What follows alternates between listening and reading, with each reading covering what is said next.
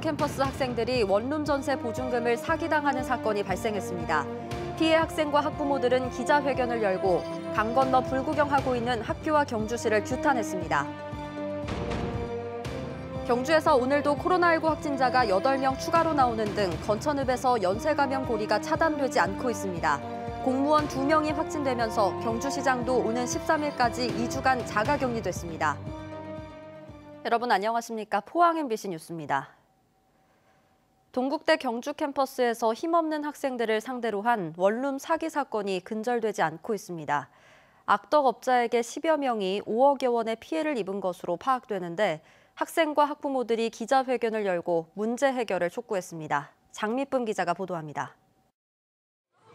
타 지역에서 아무것도 모르고 공부하는 대학생과 학부모가 호구입니까? 전세금 사기를 당한 동국대 학생들 부모와 학생 대표들이 기자회견에 나섰습니다. 이들은 계약 기간이 끝났지만 전세 보증금 수천만 원을 여전히 돌려받지 못했다고 주장합니다. 집주인에게 전세금을 떼인 세입자는 지금까지 10여 명, 피해 금액은 5억 원이 넘는다고 밝혔습니다. 집주인은 연락이 되지 않고 집마저 경매에 넘어가 학생과 부모들이 어렵사리 마련한 목돈 수천만 원을 한순간에 날리게 됐습니다. 정말 그 돈을 내기 위해서 부모님도 그렇고 큰 결심을 하고 하는 금액이고 정말 어렵게 마련한 돈으로 이제 집을 계약을 한 건데 그 계약금을 이렇게 한 번에 이들은 해마다 동국대 석장동에서 원룸 사기가 반복돼 왔지만 경주시와 학교 당국이 이를 사실상 방치하고 어떤 해결책도 내놓지 않아 피해가 더 커졌다고 비판했습니다. 2019년 12월 달에 이런 유튜브 제작된 걸 봐서 관계지자체나 동국대에서 2020년도 재학생이나 복학생들, 신입생들한테 메시지나 홍보를 철저하게 해줬으면 다시는 이런 일이 또 재발되지 않았을 텐데. 실제로 동국대가 위치한 석장동은 타 대학과 달리 고액의 연납 사글세가 많고 임대료도 비싼 편이어서 전세 보증금을 노리는 사기 위험이 매우 높다는 지적입니다. 이러한 현지 사정을 전혀 모른 채 타지에서 온 학생과 학부모들은 고스란히 이러한 전월세 사기 위험 부담을 감수할 수밖에 없는 형편입니다. 학교에서도 그렇게 적극적으로 뭔가 도움을 요청을 한다던가 그런 게 없었다 보니까 지금 이번 사건을 계기로 해서 학교 측에서도 조금 관심을 좀 많이 써서 학생들의 주거 문제까지 조금 해결을 해 주었으면 하는. 이에 대해 동국대는 학교 주거정보 게시판에 안내문이 있지만 피해가 계속되고 있는 만큼 앞으로 경주시와 협력해 단속 관리를 강화하겠다고 밝혔습니다. MBC 뉴스 장미쁨입니다. 경주에서 코로나19 확진자가 오늘도 8명 발생하는 등 최근 나흘 동안 45명이 확진됐습니다. 경주시는 건천읍에서 확진자가 30명 발생하자 건천읍민 1,200여 명을 대상으로 진단검사를 했으며 지난 1일부터 모든 경로당을 폐쇄하고 노인종합복지관을 휴관했습니다. 또 건천읍 5일장도 폐쇄했고 건천읍 일부 유흥시설은 자발적으로 문을 닫았습니다. 공무원도 2명이 확진된 가운데 밀접 접촉한 준하경 경주시장이 2주간 자가격리에 들어갔습니다. 영덕에서 75세 이상 어르신과 노인시설 종사자 등을 대상으로 실시한 코로나19 화이자 백신 1차 접종이 마무리됐습니다. 접종을 마친 인원은 75세 이상 3,623명, 노인시설 종사자 387명 등 모두 4,010명입니다.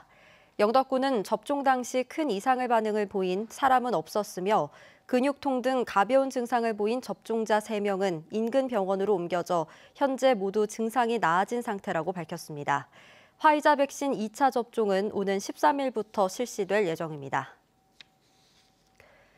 경주시 양북면이 지난달 1일 문무대학면으로 이름을 바꾸고 오늘 명칭 변경 선포식이 열렸습니다.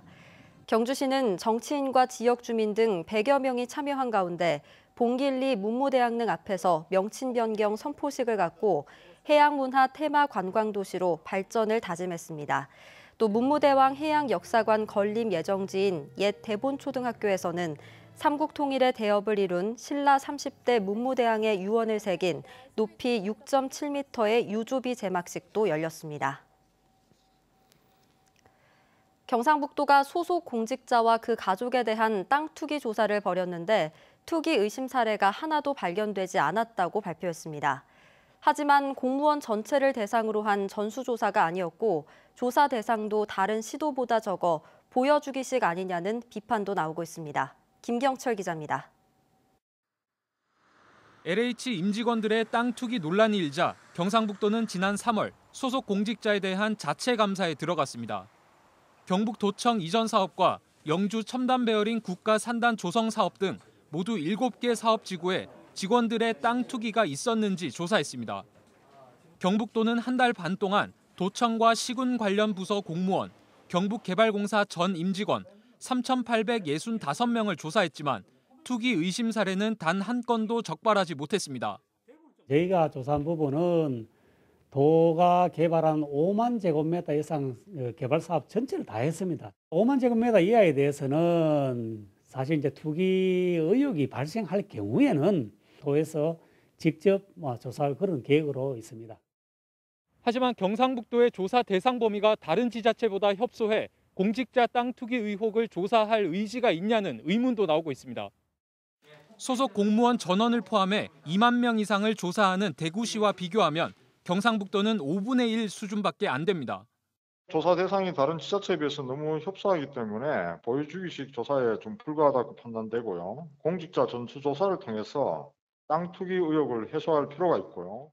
특히 경북의 조사 대상자 중 퇴직했거나 다른 기관으로 전출 간 253명과 개인정보 제공에 동의하지 않은 가족 40명에 대해서는 조사가 전혀 이뤄지지 않고 있습니다.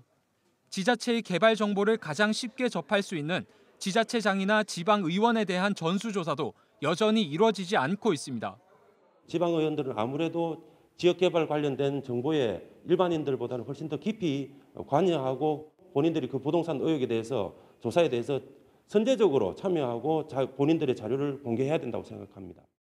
경상북도는 지방의원에 대해서는 조사할 권한이 없고 소속 공직자도 전수조사할 계획은 없다고 밝혔습니다. MBC 뉴스 김경철입니다.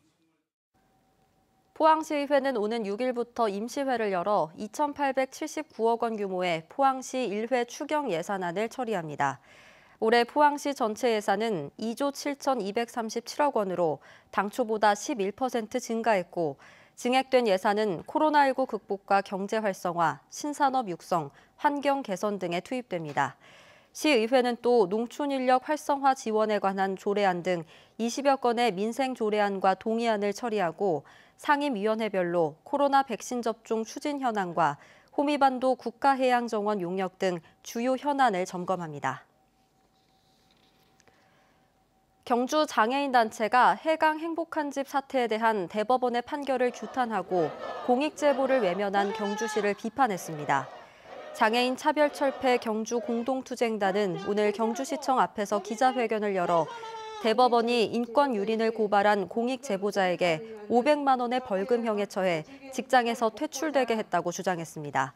또 내부 제보를 외면하고 침묵을 강요한 경주시 관계자는 아무런 처벌도 받지 않았다며 해강 행복의 집을 폐쇄하고 공익제보자 보호 대책 마련을 촉구했습니다. 울진 군민의 휴식처인 연호근린공원이 준공됐습니다. 울진군이 39억 원을 들여 1년 6개월 만에 완공된 연호공원은 연꽃을 복원하고 경관 조명을 설치해 야간에도 이용할 수 있습니다. 연호공원 주변에는 과학체험관과 국민체육센터가 있어 군민들의 여가 문화공간으로 각광받을 전망입니다. 경북 동해안에 오후부터 내리기 시작한 비는 내일 새벽까지 이어지겠습니다. 예상 강수량은 5에서 20mm 정도입니다. 어린이날인 내일은 아침부터 맑은 하늘을 볼 수 있겠습니다. 조주경 기상캐스터입니다. 절기 이파를 하루 앞두고 봄비가 내리고 있습니다. 강풍을 동반한 비구름이 밀려오고 있는데요. 울릉도와 독도에서는 오후 1시에 강풍특보가 내려졌고요. 경북 동해안 전 지역에는 조금 전인 오후 6시를 기해 강풍주의보가 발효됐습니다. 최대 순간풍속이 초속 20m에 달하는 돌풍이 불 수도 있으니까요. 강풍에 날아갈 수 있는 낙하물과 시선물 고정 단단하게 해주시기 바랍니다. 그리고 내일까지 내리는 비는 새벽 4시쯤에 그칠 텐데요. 예상되는 강수량은 5에서 20mm 정도가 되겠습니다.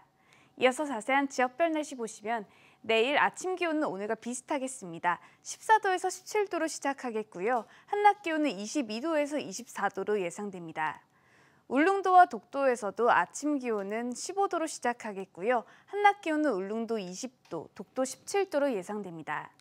동해상에서는 내일까지 안개에 주의하셔야겠습니다. 바다의 물결은 전해상에서 최고 4m로 거세게 일겠습니다.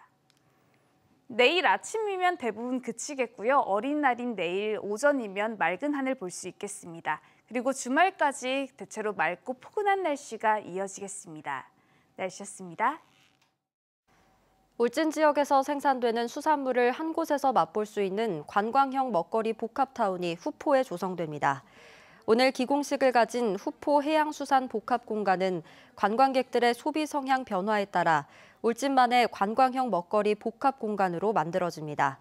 국도비 등 96억 원을 들여 1층은 수산물 직판장, 2층은 단체 식당 등이 들어서며 내년 6월 완공될 예정입니다. 포항시는 착한 임대인과 코로나19 피해 소상공인 지원을 위해 올해도 지방세 감면 시책을 추진합니다. 포항시는 시세 감면 동의안이 최근 시의회를 통과함에 따라 임대료를 10% 이상 내린 건축주에게는 올해 건축물 재산세를 최대 100만 원까지 감면하고 개인과 법인 사업자는 주민세 기본세율을 면제하기로 했습니다. 지난해 포항에서는 2만 6천여 건의 지방세 감면이 이루어졌고 올해는 3만 9천여 건에 이를 것으로 보입니다. 동해안에 풍랑 예비특보가 내려지면서 포항해경은 오늘부터 이틀간 연안 해역사고 위험주의보를 발령한다고 밝혔습니다. 이에 따라 조업 중인 어선들은 모두 조기 입항하거나 안전한 곳으로 피항해야 하고 항구의 어선들은 고정 작업을 강화하는 한편 방파제나 갯바위는 출입이 금지됩니다. 산업통상자원부가 추진하는 스마트 특성화 기반 구축 사업에 포항시가 제안한 바이오 프린팅 활용 동물대체 시험평가 플랫폼 구축 사업이 최종 선정됐습니다. 바이오 프린팅 기술은 3D 프린팅을 이용해 피부나 폐 등 인공장기를 만드는 분야입니다.